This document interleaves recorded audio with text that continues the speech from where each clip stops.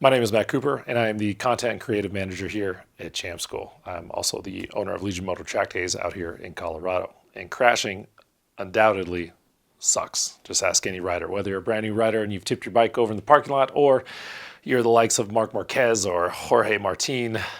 Crashing is something we can all agree on we'd like to never do again. Now, this video is a little different than what we normally put out. I'm going to use my own personal experience and thought I would share, because one of the things we don't ever really talk about is, what do we do after a crash? How do you get over a crash, especially if there's a major injury involved? And so I'm going to break this video down into 3 parts. We're going to talk about understanding the why, because that's incredibly important in order to move on. We're going to talk about the mental aspect and the mental side of things, of overcoming and getting over a crash, and then obviously the physical side of things. Let's get into the why. For me, it was pretty straightforward. I had a clip-on failure.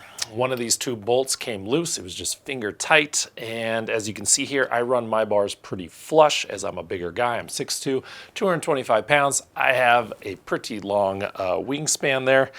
And when it came out, it went into the front fairing stay, and that locked up the front brake, which caused me to go over the bars, airbag deployed, and I landed on my shoulder. As you see here, that resulted in a grade 3 AC separation. Then the bike decided to go up in the air, land on my right leg, using it as a springboard, as if it was, well, trying out for the Summer Olympics. But that caused caused a broken fibula, and then it snapped basically just about everything in my knee. My MCL, my PCL, my meniscus was tore.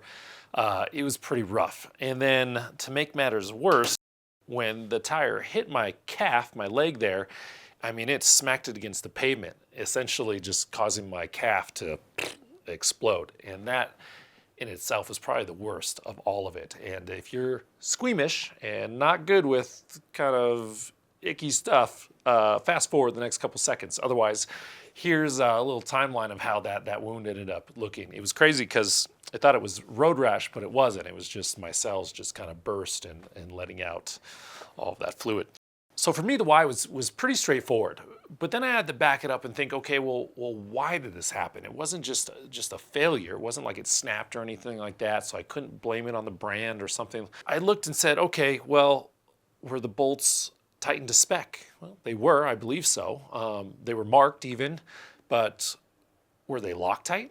They sure weren't. They were not at all. Here's the other thing.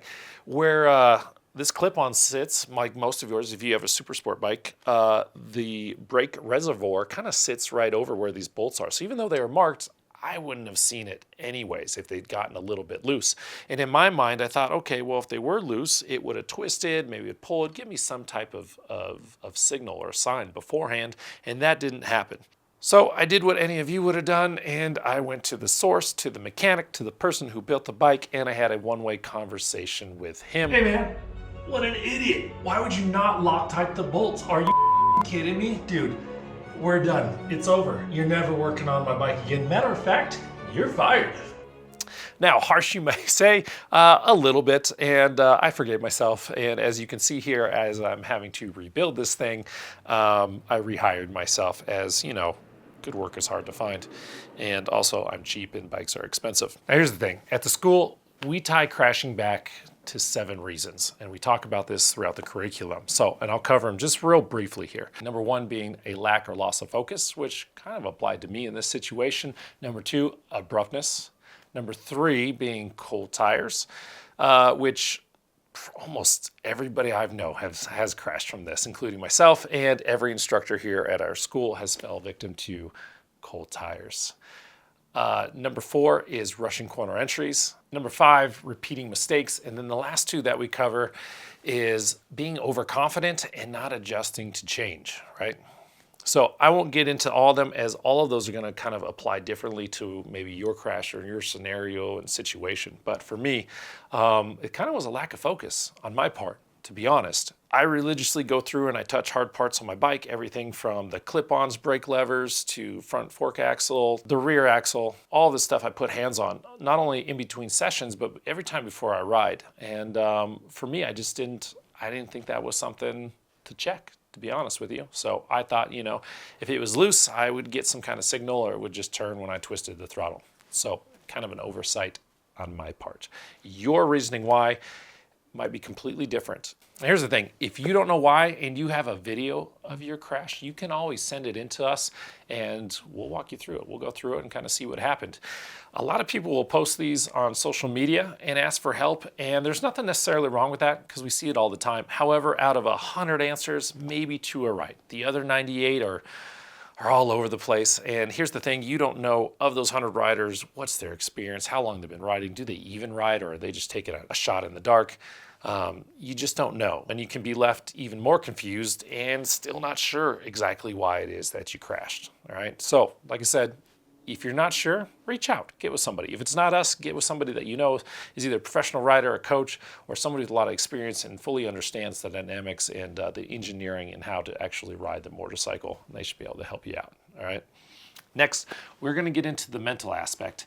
And this is a big one because what I thought was going to solve my issues turns out really didn't. And I didn't discover what my true problems were till much later down the road. Let's get into it. Now, they say this sport is 99% mental, and that couldn't be more true.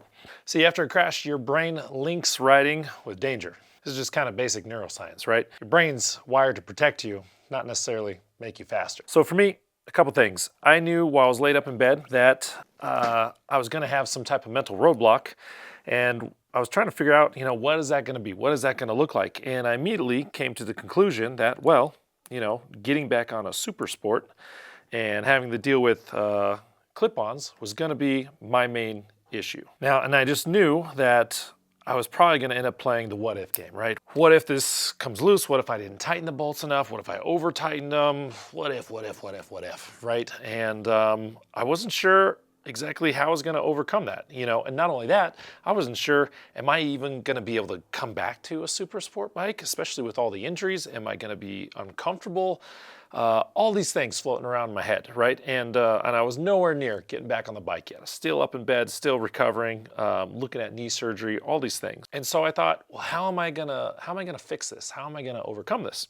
And if you're thinking to yourself, well, Coop, why don't you get a motorcycle with straight bars and that'll just solve your problem? Well, then me and you just became best friends because that's the same thought process that I had. So I did just that. I started looking at more upright bikes and decided to get something with straight bars. So I went out, this was in April. This is about a month after I had knee surgery. I thought to myself, I'm gonna get a bike and I'm just gonna go buy one. If I just go and I get it and I physically have it, that would help me overcome whatever issues I was having. That would mentally solidify the fact that I was going to get back out there and go ride. So I call up the dealership. I get a brand new, just released, it was a 26 Aprilia Tuono, the one sitting back here behind me. Here's the thing.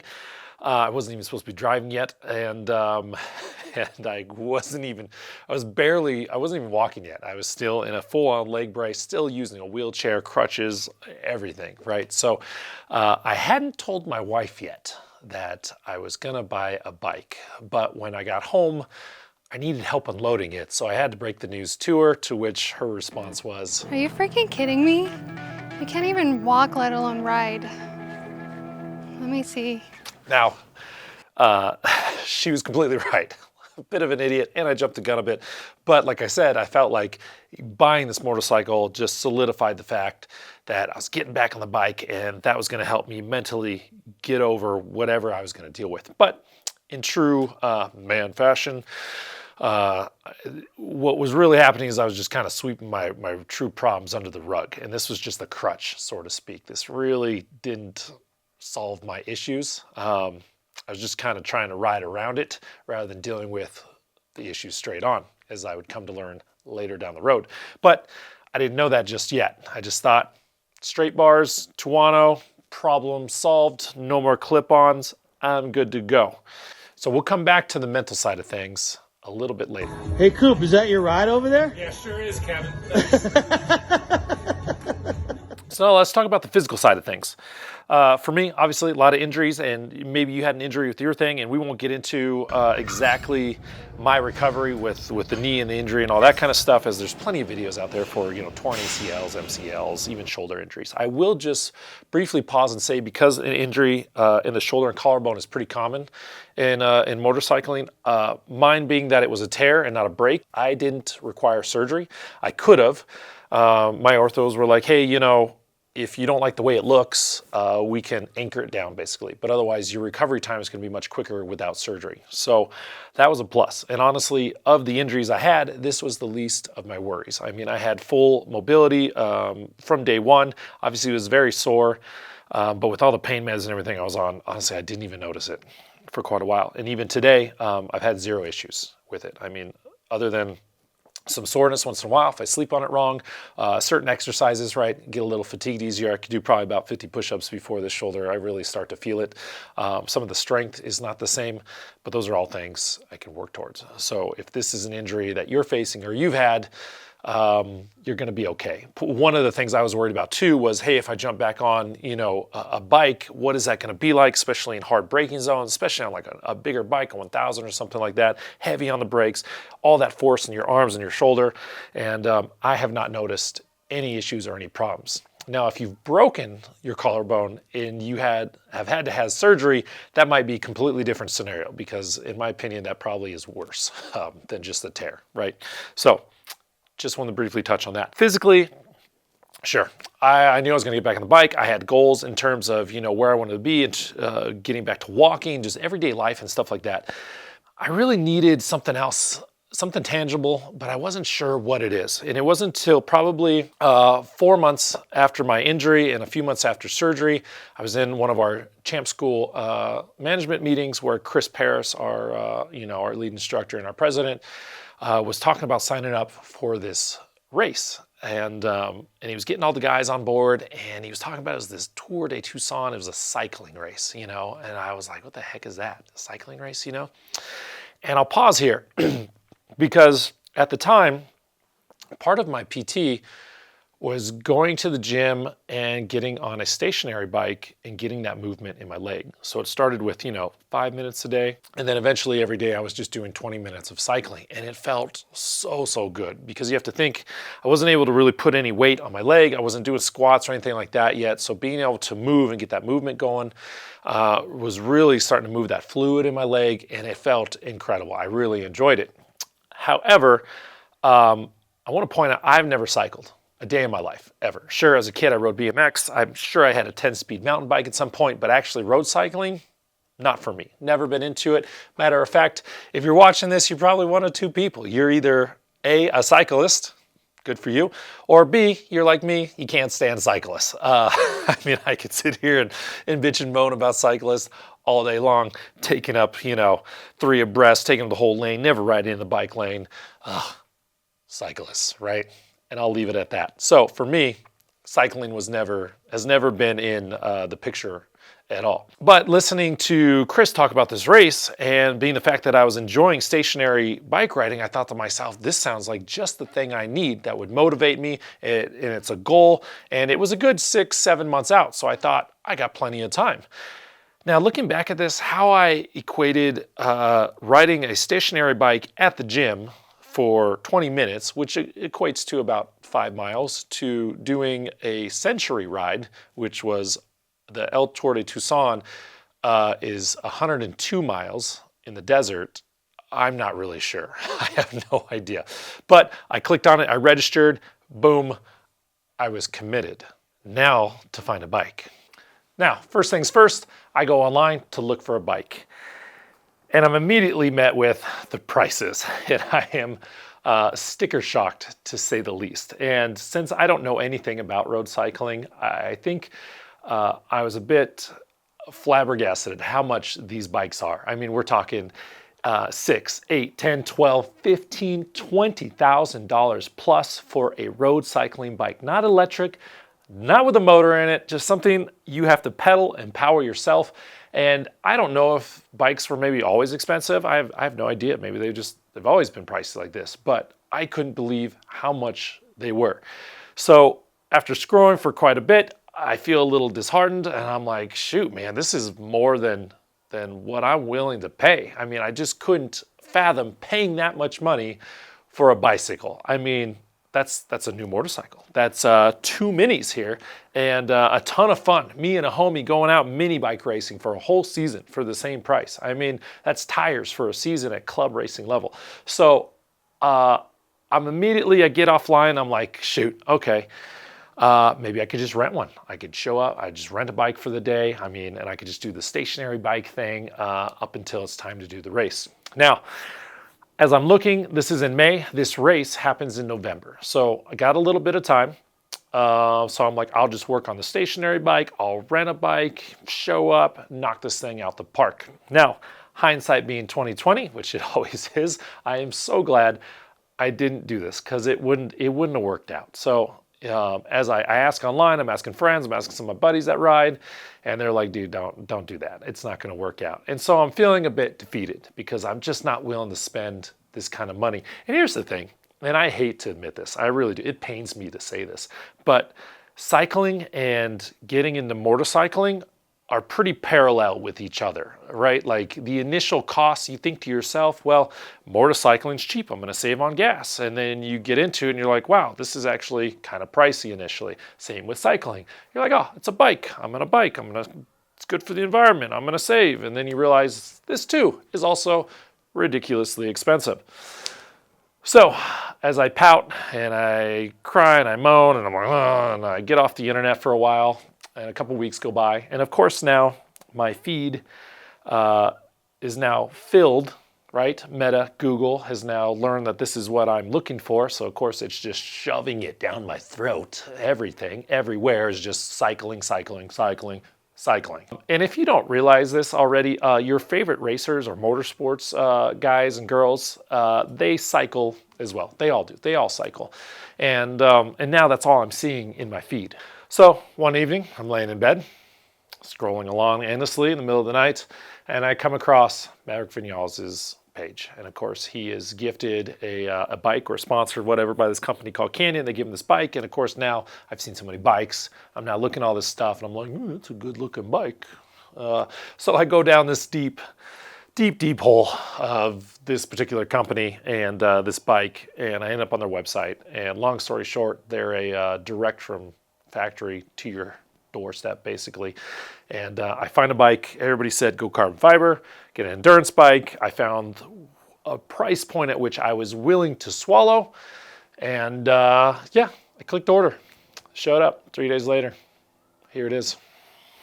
So 3 days later, I get this thing in the mail. I put it together. As I put it together and I roll it out, and I kind of look at some YouTube videos, right? Hey, and kind of adjust it for my height and whatnot. And I quickly realize, just like motorcycling, I don't have anything for this. I don't have the shoes. I don't have a helmet. I don't have any of the gear to go do this properly, right? So even more money, kind of like motorcycling. Crazy. Got the bike, got all the gear, go for my first ride, about 10 miles, and I quickly realize this thing is really uncomfortable. Not only the horrible seats, which they feel exactly the way they look, hard, and they suck, but also it's just a little bit uncomfortable. So everybody's like, hey, you need to get a pedal fit. So go to a physical therapist, somebody that specializes in this, get it fitted. That helps, but then that was another $500. Yeah, expensive. But get it going. I put together a plan, and every week I dedicated myself to riding 3 times a week. I do twice a week, at least an hour or two midday, and then on the weekends I'd go for longer rides, try to push it, 2, 3, 4 hours. So this was in May when I got this. So come June, I did, I was up to about 20, then 40 miles, and then July, got up to about 50, 55 miles. And then finally come end of August, I made it to roughly 81 miles. Just went out and I just rode and decided, I want to see how far I can really go. All the while, obviously doing PT and other stuff, but at that point at 80 miles or so, I felt pretty confident. I was like, okay, if I can do 80, I'm pretty sure I could do the other 20, 22 miles and do a century ride. Like I felt pretty confident that I could at least finish, which was really the goal. The goal was to show up and finish. Now, during the summer, in terms of getting back on the motorcycle, I had gone and I'd done a couple track days just to kind of try it out. I was doing a little bit of street riding as well. You know, my first track day out was really rough, really tough. Even though I moved to an upright bike and all of this up here was fine, actually everything from the handlebars or back is still in RSV4. So the position my leg was in, being bent and up and back like this was really uncomfortable. Even now, you know, a year into this, it's still very uncomfortable being in that position. And so I buy these aftermarket rear sets thinking that this was gonna help, but aftermarket rear sets only go backwards and farther up. So that just made it worse. It doesn't get any more comfortable. It's not like a Harley or something where I could just, you know, kick my legs out and relax. And 10 minutes into a ride around the track, all the fluid was just draining and sitting at the bottom of my foot. So it felt like my foot was encased in concrete and I just was so stiff. I mean, my whole body was stiff. I wasn't moving. I'm probably 20 seconds off my pace, which is to be expected, right? Anytime you come back, your first ride, you're not gonna go out and set any records, at least if you're a mere mortal like myself. And of course, all my friends are like, and all my buddies are like, dude, they're just excited for you because you're back on the bike, right? And that's fair, and you should be. And it is exciting because, you know, 4 months ago, you're in a wheelchair on crutches, right? So all that was cool, fine and dandy, but I was definitely struggling. So months go on, I maybe do another track day, try it out. We finally have an event in October, and we do 3 days back at where I crashed originally, back at Podium Club. And I wasn't sure how this was gonna be, right? Going back, facing the track where I crashed, but it turned out to be good. It was a good time, but I was struggling. And at the time, I didn't know, was it physical? Because I felt great, I was in shape, I'm riding this bike, I'm at the gym, so physically I felt good, but I didn't know if I was leaning on my injuries as a crutch or was it a mental thing still, right? Because I just couldn't lean the bike over, I was nowhere near my lap times, my knee wasn't touching the ground, and I just had all these little excuses as to why I wasn't back to where I needed to be, right? And so talking with Chip, my friend and our CEO here at Champ School, you know, he's been through some injuries as well, so is everybody else here. And he said, hey, you know, why don't you sign up for a 2-day grad school and quit messing around with the track days. And when you're ready, just come to the school and focus on yourself. And this was really big because, you know, you think, well, okay, what am I gonna get out of the school? I work here, I'm an instructor, I know the curriculum like the back of my hand. Would I gain anything from it? And you probably ask that self too, especially if you're a former student or whatnot. You might think, well, why do people keep coming back to the school? And I'll tell you why, because it's freaking amazing. But more importantly, because we all need to work on ourselves, right? No matter how top level you are, no matter where you're at in your riding journey, you can always gain from growing and from coaching, right? I mean, even Valentino Rossi had a coach, Michael Jordan had a coach, right? And they were at the top of their game. Now, I signed up and I went to grad school in November. It was literally, a week and a half or so, right before this big race that we were supposed to have. So it worked out. So I sign up, I go down there, and here's the thing. Grad school is a little bit different than our normal 2-day school in the sense that it is a lot more riding time, a little less classroom time, a little bit more focused 3-to-1 ratio with the coaches. You're doing data bikes, mini bikes, just a lot more riding involved, right? So I get there, I'm riding my own bike, but then halfway through, probably day 1 or maybe day 2, I don't remember, we jump on these data bikes, and they're on the R6s. And so this is my first time being back on a Super Sport with clip-ons. And I've ridden the R6 before, I know how to ride it, obviously wildly different than a V4. And here's the thing, I like the R6. It's a way different riding style, but I've ridden it and I've had a ton of fun on it, an absolute blast on an R6 once you kind of figure out where it wants to be in the rev range. And so I jump on this bike, Cody's my instructor. He says, go out, let's look at some data and kind of figure out some things, right? Because up until this point, I was struggling quite a bit with body position, really getting off the bike, leaning the bike over, same thing, all the same things I've been struggling with up until this point. And I didn't feel like it was body anymore, right? I felt good, I felt like I could move. But yet every time in the corners, sure, I'm leaning off a little bit, but I wasn't getting my knee down.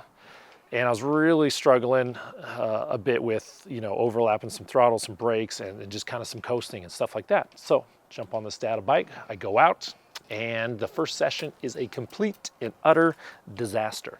It's as if everything just kind of came to light in that moment, being on that bike. Super Sport, clip-ons, all of it was just incredibly overwhelming for whatever reason, and I wasn't sure why. So I go in, we look at the data, and Cody's like, okay, what happened? Because it's horrible. And I have a million excuses. I don't know, it's the bike, it's this, it's that, it's the other thing, right? And he says, okay, go out and let's do another session. So I really try to focus in, come back, it was a little bit better, but still, I was like, man, I am really in my own head. And I wasn't quite sure why, like, what is my deal? Like, you know how to ride, what is going on with you, And it wasn't until day 2 of the school, and this is in no particular order, just my group just happened to have mini bikes at the end of the day, right? And I go out there, and it's Hunter and Tino are the instructors, and I haven't been on a mini bike before, like ever. As you can imagine, being 6'2", 225 pounds, me and mini bikes don't really go together, even though I have one sitting back here. It's my daughter's. So I get on this little, what is it, a 125 little TTR, whatever, Yamaha, and I look ridiculous. And here's the thing, me on that bike, my knee is literally, like a foot off the ground. It should be incredibly easy for me to just lean the thing over and get my knee down. So for the first 20 minutes, I spent like my first time ever riding, and I'm just scared to death to lean this thing over. And if you're a newer rider, you're watching this, maybe you've never dragged knee before, you kind of know the feeling. It's when it's the in-between, right? Where you feel like you're leaned way off, and you feel like any moment, but you're like a foot off the ground still, but you feel like you're just gonna fall over. If you lean over anymore, you are just gonna meet the ground, right? And 20 minutes of Hunter yelling at me, get your knee down, lean it over. And then it hit me. This has been my problem the whole time. In the back of my head, I have this fear. I have this fear of if I lean it any farther, the ground, me and the ground are gonna connect, and not in a good way. That's all my brain's thinking. Hey, last time we were here, last time we were this close to the ground, we hit the ground, and it was horrible, and it was the worst experience of my life. So alarm bells just going off. And finally, I had to overcome that and mentally just say, you can do this, you belong here, let's make it happen. And then finally, boom, knee down, and it was like this epiphany, right? It's just like moment where it was like all this weight was lifted off my shoulder, and I was like, okay, this is it. This is what it feels like. This is what you know how to ride. You belong here. You belong here with your peers. This is what you enjoy about this sport so much. You know how to do this. And it was really enlightening and also humbling at the same time too, right? So that really changed things for me and helped me out a ton, like so much. But I didn't know what I needed until I got on those mini bikes, right? And not to say the rest of the school wasn't helpful, because it was. It all led up kind of to this big moment, and everybody who comes to school has their own moments and their own moment of clarity and get what they need out of it. And for me, that was kind of really it, and it helped me so much. And so, shameless plug here. You should come to Champ School if you haven't been, or if you've already gone, come do another one, right? So it really helped me out. So if you've been through some kind of crash or something like that, I can't stress enough to tell you to don't give up on it. And if you're struggling with something mentally, physically, whatever it is, go out and seek some training and some help. Don't just try to overcome it and conquer it all by yourself, because sometimes you just don't know. You don't know why you're struggling, and you're not sure with what. And this really helped me out. So with that being said, now it's time to move on. The following week, we race in Tucson. So here we go. Now, riders, nothing, and I mean nothing, will make you want to get in shape quicker than putting on one of these ridiculous cycling outfits. Unless you have like 6 to 8% body fat, you just end up looking like a busted can of biscuits. It's ridiculous. My wife, though, loves it. Absolutely loves it. So we get into Tucson, and me and the guys, it's our first ride together as a group. I've never ridden, up until this point, I haven't ridden with anybody, just by myself. And so we go to this golf course, and in the golf course, and it's got a restaurant, all this stuff, and they have a cafe down below. And of course the guys, you know, they want to get a whatever, espresso. Let me tell you something. I've never felt more vulnerable in my entire life than walking around in this outfit in public. I've never done that. I never get off the bike. I just stay on the bike and I just ride. Ridiculous shoes, click clackety clacking, which, so it's got this clipless ordeal right here, which they're not truly clipless. You have to clip in. And so then this sits higher than your heel. So you're walking, it's ridiculous. It just looks silly. And then you're click clacking the whole way. And then you've got this outfit on. And I mean, it is tight. It is so tight. Moose knuckle just showing. You've got padding in here. So it looks like you're wearing a diaper. Feels like you're wearing a diaper. I'll just leave it at that. I'll just leave it at that. So let's talk about this race. The goal here was to stick with these guys and not get dropped. So the race starts and it is chaotic. It is a hot mess. And I'm trying to keep with these guys. And then our operations guy, Ryan, he has his phone on the front of his bike and somehow it goes flying off. And he's right in front of me as we come in between this like center thing in the middle of the road. And I almost run right into the back and take him out. Oh my goodness. Thank God I didn't, right? So I'm just like, what the? And first 20 miles, I end up just riding by myself till finally Easy, Tino and his friend catch up and we ride a bit together. And I learned quite a bit. I learned, number one, we would go down these hills and it's rolling terrain. And for the first like 30 or so miles, I feel like it's gradually uphill, which it was tougher than I thought, mostly because I made it harder on myself than I needed to. I wasn't riding with anybody, I was just solo, so pushing my own air, number one. Number two, I'd get going down these hills and then I would attack uphill and then I would burn my legs out by the time I was at the hill and everybody I just passed would come cruising right by me. I thought you jumped on the back of the group. They were moving. See, the thing is like, you onside passed us, then blew yourself up a little bit. Well, I like to get going and then, I don't know. Yeah. I watched it. I know. I was like, oh, there he goes. Yeah. You gapped us. Yeah. Gapped us. Yeah. I'll probably do it another 10 times. Oh yeah, for sure. You didn't learn from the first one. I'll learn eventually, you know? Yeah. And then next year I'll think better of it. Yeah, probably not too. And finally, Isaiah was like, dude, when are you gonna learn? It took me 3 times to learn. And so I rode on and off with Easy for the first, you know, I'd say 50, 60 miles or so. We went back and forth and by then we kind of smartened up and learned that we could jump in behind these big groups and catch the draft, which is huge. I had never done that before. And I wish I had done it earlier in the race. It would have really helped out. But you get in these drafts and I mean, you're just getting pulled along, which is fantastic. And the rest of it is rolling terrain and come about probably mile marker 80 or so, the rest of it begins your downhill descent back into the city. And I would say probably by mile marker 90, I was over it. I was beat. I was tired. The last 10 miles were a real struggle. What made it really tough was I think after like 4 hours, 4.5 hours or whatever, they no longer hold traffic at the traffic lights. So by the time we come rolling in those last 10 miles through the city, you have to stop at all the traffic lights and obey the traffic laws, right? So every time you stop, you put your legs down. Oh, it was brutal. I mean, my legs were just so stiff and tired and feeling incredibly weak, right?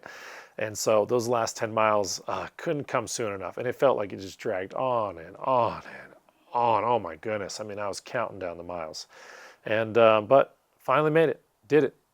Across the finish line at just 5 hours and I think like 50 minutes or so like that. So just under 6 hours for a century ride for 102 miles, which was pretty epic, pretty huge for me.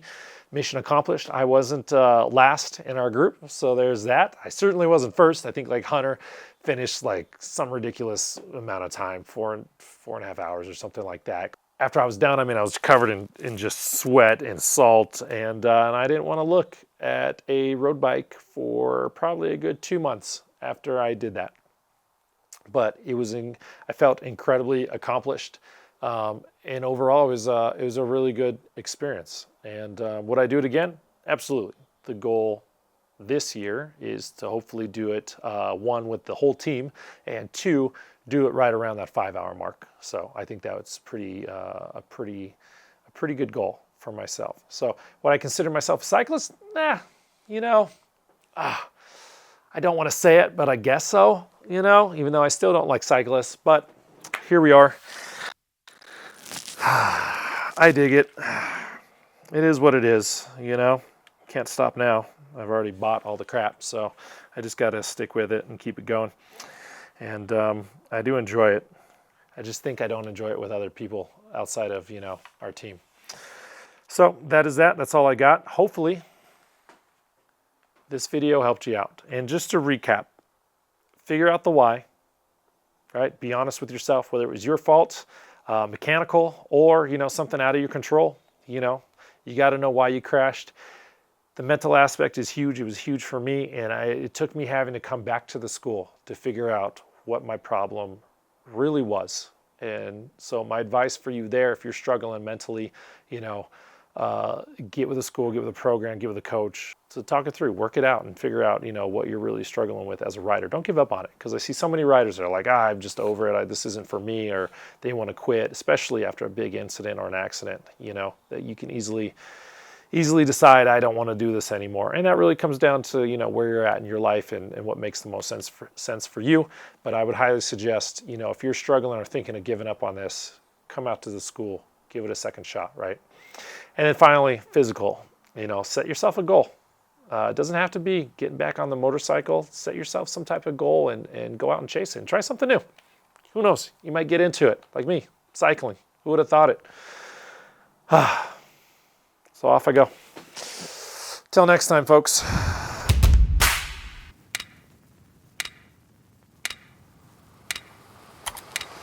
Yeah!